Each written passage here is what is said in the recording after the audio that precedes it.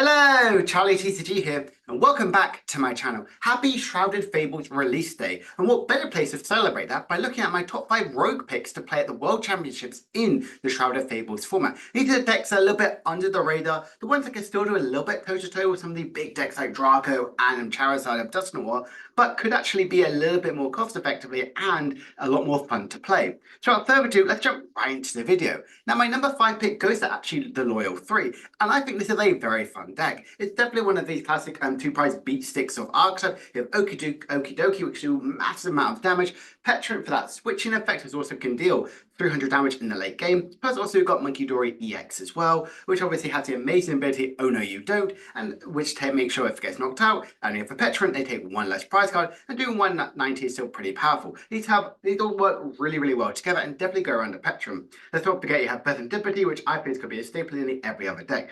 Looking at some of the matchups, I do think it's kind of okay into Gardevoir and Raging Bolt. Just looking at this one, with the Raging Bolt one, I feel like it is like, if you get the first attack and constantly streamline it, it's very powerful. And again, with Gardevoir, you have very high HP, you hit for Darkness, you can have some other attackers as well, and I think that can go really well in your favor.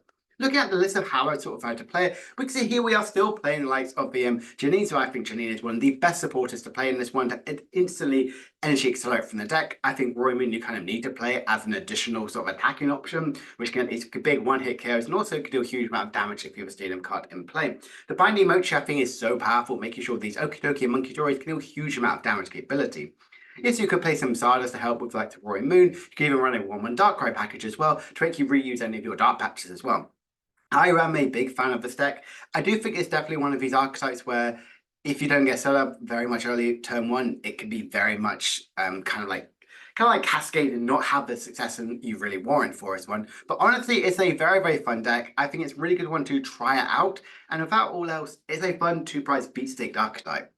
My number 4 pick goes to the likes of the Iron Moon, I call it Iron Moon, Bloodmoon Ursaluna, or Iron Valiant, and I really love this deck. It's one of my favorite new archetypes, and I'm a huge fan of Ursaluna, so when I saw this one, I think it's really powerful. A single price Pokemon that can serve an attack as early as them going second is so good. The ability Rule the Tomb makes you attack when you put this Pokemon in play. You may attach up to 2 basic fighting energies from your hand attached to this Pokemon. Chuck an energy return, all of a sudden you're attacking for 100 damage. This doesn't seem too much, but this is where it gets better.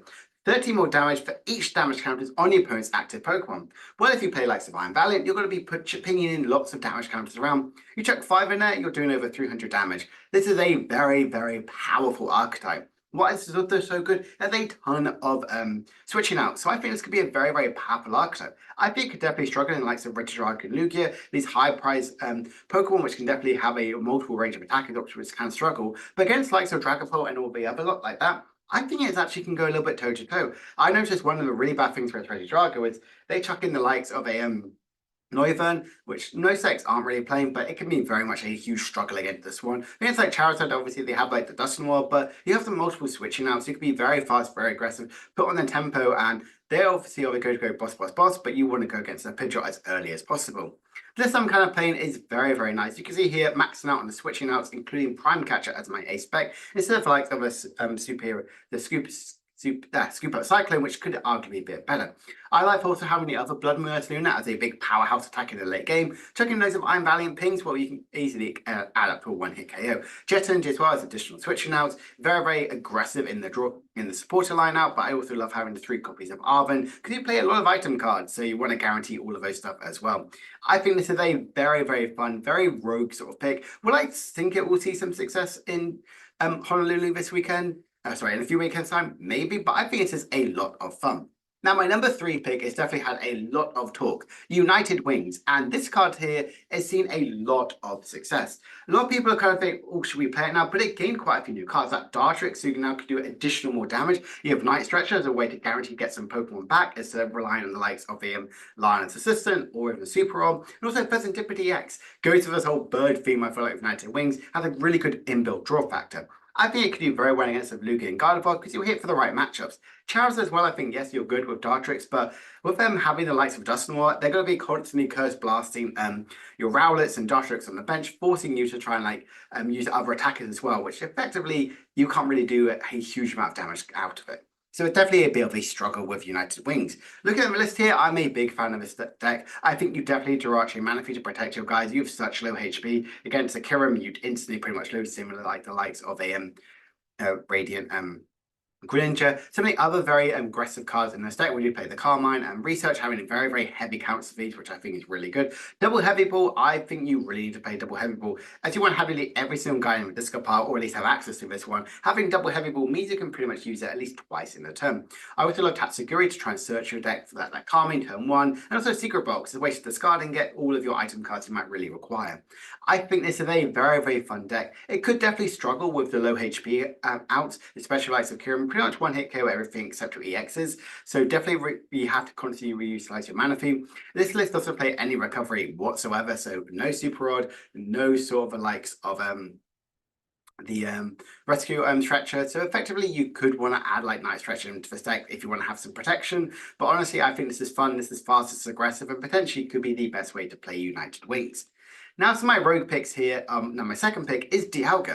And you might go, Charlie, why on earth have we seen Dialga? Well, it gained quite a lot of really good cards. Serendipity and Night Treasure are really good consistency cards, as well as also getting out any of your energies or Pokemon cards you might need to have. And then Power Glass is so powerful, especially in the early game. You just, when your turn ends, just chuck in an energy from a discard pile onto your active Dialga V. So I think that's also so powerful. It's a way to energy accelerate to VSTAR Cronus. And you have Academy at night, way to stack a card from your hand top of your deck. Chuck a lightning, not lightning, chuck a metal energy. Also, the Metan can utilize that ability straight away, and that makes it so powerful. I do think, looking at the matchup as well, it's basically the same as how it's been. And looking at the list, I would say it's a very, very fun, aggressive style deck. We can see here we've got another 4/4 line of Metang and going opting to that 70 HP Beldum. Definitely scared of having the 60 HP one purely because Dragapult has seen a lot of success in Regitrago and on itself own as well. So going to the 7 HP one just makes a lot of sense. We can see here we played 2 copies of that Night Academy to have that stacking capability to get over those metal energies around, and Power Glass as well as a really good tool card.